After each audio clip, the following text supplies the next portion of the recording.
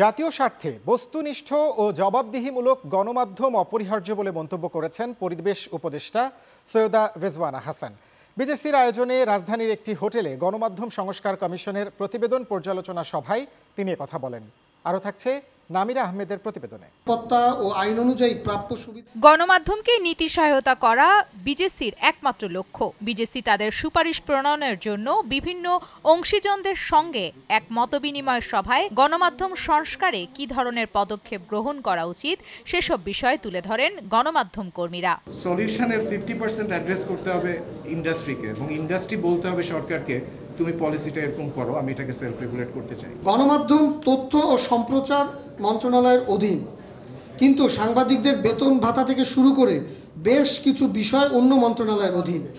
এই দ্বৈত অবস্থা কাটাতে সাংবাদিক ও গণমাধ্যম সংশ্লিষ্ট সব বিষয় তথ্য সম্প্রচার মন্ত্রণালয়ের অধীনে আনার প্রস্তাব করছে বিজেসি। স্বাধীন, মুক্ত ও স্বনির্ভর গণমাধ্যমের উপর নির্ভর করে রাষ্ট্রের গণতান্ত্রিক রূপান্তর প্রক্রিয়ার সাফল্য। এই গণমাধ্যম যেন মুক্ত ও স্বচ্ছ থাকে তা নিয়েও কথা বলেন বিজেসি এর ট্রাস্টি ফাহিম আহমেদ। ইন্টারিম গভর্নমেন্টের সময় আমরা অনেক কিছু হয়তো পরিবর্তন পাবো, অনেক কিছু দেখতে পাবো, অনেক কিছু আমরা পেয়ে যাব, কিন্তু দুঃখের বিষয় আমরা এখন পর্যন্ত কিছুই পাইনি।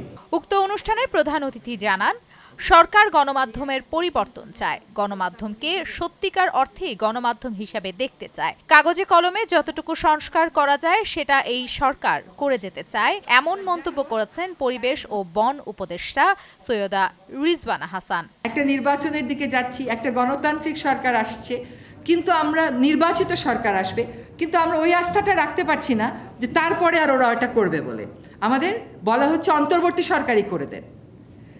এখানে কিন্তু একটা বড় গ্যাপ রয়ে গেছে বিটুইন আমরা কিভাবে আমাদের গণতান্ত্রিক প্রতিষ্ঠানগুলোকে দেখি এবং ওই গণতান্ত্রিক প্রতিষ্ঠানের কাছে আমাদের কি প্রত্যাশা এবং আমাদের মতন অন্তর্বর্তী সরকারের কাছে মানুষের কি প্রত্যাশা। নামিরা আহমেদ, চ্যানেল 9।